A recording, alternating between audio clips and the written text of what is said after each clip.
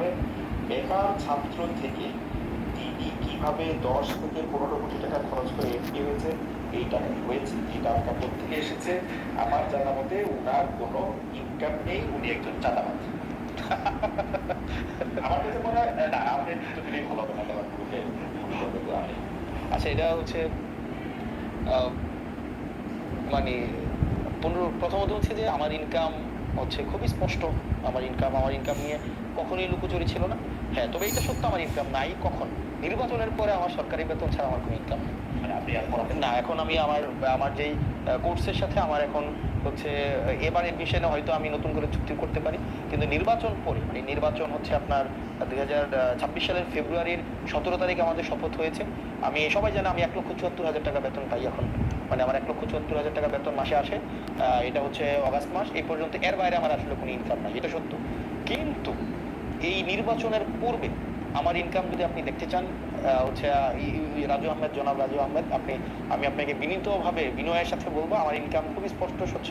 আপনি নেটে সার্চ করলে আমার ইনকাম পাবেন। তবে সেটা 2024-এর পরে না। আমার ইনকাম হচ্ছে আমি 2017 সাল থেকে আমি হচ্ছে আমি আমার ব্যক্তিগত আয় আছে, এবং আপনি এটা হচ্ছে আপনি খোঁজ নিতে পারেন, আপনি এটার অডিট করতে পারেন, এটা ট্যাক্স ফাইল আপনি পাবেন।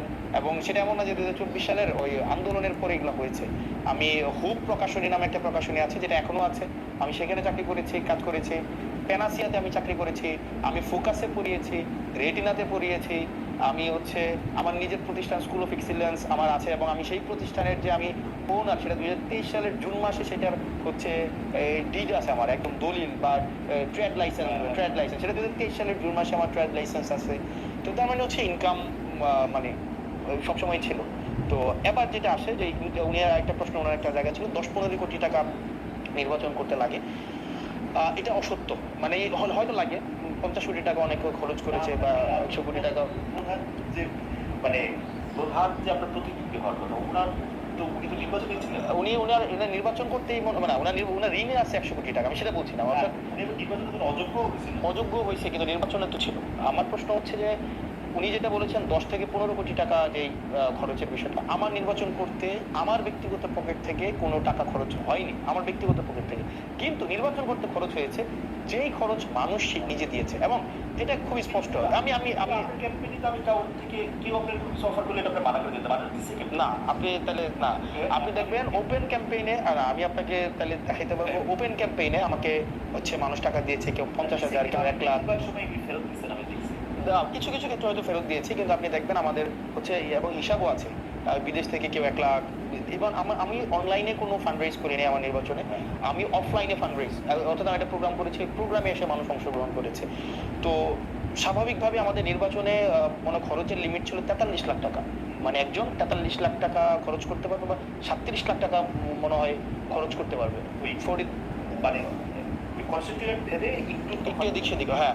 অর্থাৎ 10 টাকা করে পার ভোটার, 10 টাকা করে। আমার ভোটার ছিল 4,13,000 ভোটার ছিল। তো এটা প্র্যাকটিক্যালি আসলে পসিবল না যে আমার হচ্ছে 4,13,000 10 টাকা করে 40 লাখ টাকা। আমরা দেখিয়েছি 43 লাখ টাকা, এবং পার্লামেন্টে এটা নিয়ে কথাও বলবো। এটা কারণ সংসদ সদস্যরা মিথ্যা বলেই পার্লামেন্টে ঢুকে, আমি একদম এটা নিয়ে বলবো। আচ্ছা, এখানে না, ইনস্ট্রুমেন্টাল নির্বাচনে কিছু ইনস্ট্রুমেন্টাল কস্ট আছে, এটা সত্য। ইনস্ট্রুমেন্টাল কস্ট যেমন আবার পোস্টারিং এ কোনো ইনস্ট্রুমেন্টাল কস্ট ছিল না। যেমন বেশিরভাগ ক্ষেত্রে ইনস্ট্রুমেন্টাল কস্ট কোথায় লাগে, যেমন আপনি ক্যাম্পেইন করাতে আপনি 500 লোক নিয়ে আপনি ক্যাম্পেইন করবেন, তারপর যে মানুষকে খাওয়াবেন। আর কেউ যদি ভোট কিনতে চায় সেটা তো ডিফারেন্ট বিষয়।